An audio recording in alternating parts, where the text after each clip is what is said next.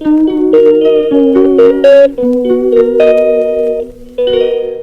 তার পিতামাতাকে সম্মান করে তার মৃত্যু নেই। ভালো মানুষ খুব ধীরে না বলে, আর বুদ্ধিমানেরা চট করে না বলতে পারে। হ্যালো এভরিওয়ান, সবাই কেমন আছো? আশা করি সবাই খুব ভালো আছো। আমিও ভালো আছি। কান্তা ব্লগে তোমাদের সবাইকে স্বাগত। তোমরা যে যেখান থেকে দেখছো তাদেরকে অসংখ্য ধন্যবাদ তোমাদের মূল্যবান সময় থেকে আমার জন্য একটু সময় বের করে পুরো ভিডিওটা দেখার জন্য। আজকে বুধবার সকাল সকাল প্রতিদিনের মতো উঠে পড়ছি, কারণ বর্মশায়ের অফিস শুরু হয়ে গেছে। 24 তারিখ পর থেকে সমস্ত কিছু খুলে গেছে, অফিস আদালত। এখন স্কুলটা বাকি আছে, স্কুলটাও খুলে যাবে আগামী রবিবারে। চলো দেখতে থাকো, আশা করি আজকে তোমাদের অনেক ভালো লাগবে। এই চাটা করে নিলাম। নিচে এসে আমি সকাল সকাল ঘুম থেকে উঠে ফ্রেশ হয়ে ভগবানকে জাগিয়ে সাথে কাপড় দিয়ে আসি, বাসি কাপড় চুপড় দিয়ে তারপরে চায়ের কাছে আছি। চা ছাড়া আমার চলে না। চা খেয়ে তারপরে শুরু করব সারাদিনের কার্যক্রম। এই দেখো পাস্তা নিয়ে আসলাম। ভাবলাম যে আজকে রুটি পরোটা খিচুড়ি কোনোটাই ভালো লাগছে না, আজকে একটু পাস্তা করে দিই বাচ্চাদেরকে, ওরা সুন্দরভাবে খেতে পাবে। তো এই পাস্তাটা করে নিয়ে সিদ্ধ করে ফেলছি, আর সমস্ত উপকরণ নিয়ে আসছি। এখন ঝটপট পাস্তাটা করে নিল। চলো এখন যাই, আর কথা না বাড়াই, ঝটপট পাস্তাটা করে দেখো সবার জন্য বেরিয়ে নিচ্ছি। চাটা খাওয়া হয়ে গেছে, তারপরে যে পাস্তা করে নিয়ে আসলাম। বর্মশাই খেয়ে স্নান দান হয়ে গেছে, ও জব ধান করে চলে আসছে, যে পাস্তা খেয়ে চলে যাবে অফিসে। তারপরে আমরা সবাই মিলে এই যে খাওয়া দাওয়া করে নিচ্ছি। এখন আমরা তারপরে সারাদিনের কার্যক্রম শুরু করে দেবো। চলো বন্ধুরা দেখতে থাকো এখন আমি কি করি। আর সকালকার জলখাবার হয়ে গেছে, সমস্ত বাসন কুসুন মেজে ফেলাম, সকালকার খাওয়ার বাসন। আর ভাবলাম যে মশলার কোটাগুলো খালি হয়ে গেছে, একটু মশলার কোটাগুলো ধুয়ে দিই। তাই সুন্দর করে ধুয়ে মুছে দিলাম, একটু জল ঝরতে দিই, তারপরে মুছে মশলাগুলো তুলে রাখবো। যথারীতি চলে আসলাম বিছানাপত্র গুছাতে। মেয়ের ঘরে বিছানা চাদরটা পাল্টে দিলাম, আর সুন্দর করে বিছানাটা গুছিয়ে নিলাম। আর এদিকে যত কাপড় চোপড় ছিল আংলাটাও গুছিয়ে সুন্দর করে পরিষ্কার পরিচ্ছন্ন করে নিলাম। এখন যাব যে কাপড় চাদরটা তুললাম, তারপরে কিছু পর্দার কাপড় আছে হাবিজাবি, এটা হালকা করে একটু ভিজিয়ে দিলাম, যেটে অল্প ময়লা আছে, এটা পরিষ্কার হয়ে যাবে। রোদও আছে হালকা হালকা, রোদটা উঠে গেল আমি আসার পরই। তো ভাবলাম যে এটি ভিজিয়ে দিই, তারপরে ততক্ষণ ভিজুক, আমি ততক্ষণ অন্য কাজ সাথে সাথে এগুলো মোটামুটি শুকিয়ে যাবে, তাই না? তো চলো এখন ছাদে যাই। ছাদে ধুয়ে নিয়ে চলে আসছি। সমস্ত পর্দাগুলো একটু ধুয়ে দিলাম। একটু মাঝে মাঝে একটু পর্দাগুলো না ধুলে ভালো লাগে, ঘরে একটু ফ্রেশনেস কাজ করে।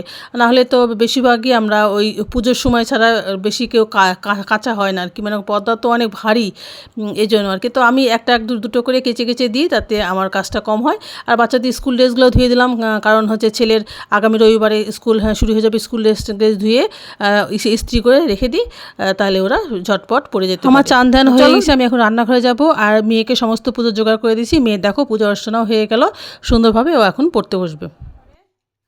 চলে আসছি রান্নাঘরে এসে যে মাছটা সুন্দর করে ধুয়ে পরিষ্কার করে লবণ হলুদ দিয়ে সুন্দর করে মাখিয়ে নিচ্ছি। এখন মাছটা ভাজবো। আমি কিন্তু সব মাছ ভেজে রান্না করি, আমার মাছ না ভেজে খেতে পারি না, আমার ভালো লাগে না। আমার বাড়ির সবাই তাই, আমরা সমস্ত মাছগুলো ভেজে নিই। তো চলো মাছটা এখন সুন্দর করে ভেজে নিই। এই দেখো মাছটা ভাজা হয়ে গেছে।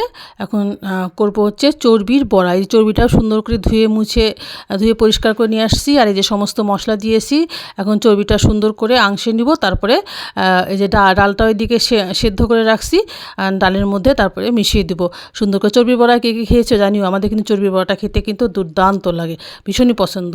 এ দেখো চর্বির ডালটা হয়ে, আর এদিকে চর্বির বড়াটার জন্য ব্যাটার করে নিছি। চর্বি বড়া করব আর চর্বি দিয়ে ছোলার ডাল করব। চর্বি দিয়ে ছোলার ডালটা অনেকদিন পর করলাম, ভীষণ ভালো লাগে খেতে। আমার মা করতো প্রচুর, পোলাও হলেও চর্বি দিয়ে ছোলার ডাল করতো। আর এই দিয়ে ব্যাটার তৈরি করে নিয়েছি, চর্বির বড়া করব। চর্বির বড়া কে খেয়েছো? আমার মা করতো, মায়ের কাছ থেকে শেখায় যে আমি দেখো চর্বির বড়াটা করে নিলাম। এই দেখো ফাইনাল লুক, দেখছো কি দারুণ লাগছে। চায়ের সাথে কিন্তু দারুণ লাগে খেতে, দুর্দান্ত লাগে সস দিয়ে খেতে। তো আমরা এটা ডালের সাথে খাবো। তারপরে কিছু রেখেছি বিকালে, ওটা চায়ের সাথে খাওয়া যাবে। তো চলো সবাইকে দুপুরে অনেক শুভেচ্ছা। হলো দেখো রান্নাবাড়ি করে ফাইনাল লুক নিয়ে চলে আসলাম। চর্বি দিয়ে ছোলার ডাল করলাম, চর্বি দিয়ে ছোলার ডাল অনেকদিন পর খেলাম। তারপরে ওই যে লাউ দিয়ে মাছ করছি, লাউ দিয়ে মাছ, ওই যে মাছটা যে ভাজছিলাম রুই মাছ, লাউ দিয়ে মাছ করছি। তারপরে যে চর্বির বড়া। আজকে দুপুরে খাওয়াটা আমাদের একদম জমে যাবে। এই দাও ফাইনাল লুক দেখে নিলাম। বর্মশাই চলে আসবে, বর্মশাই আসলে সবাই একসাথে আমরা খাওয়া দাওয়া করবো। যথারীতি সন্ধ্যা হয়ে ঘনিয়ে আসছে। গুড ইভিনিং এভরিওয়ান, সবাইকে সন্ধ্যার অনেক অনেক শুভেচ্ছা রইল।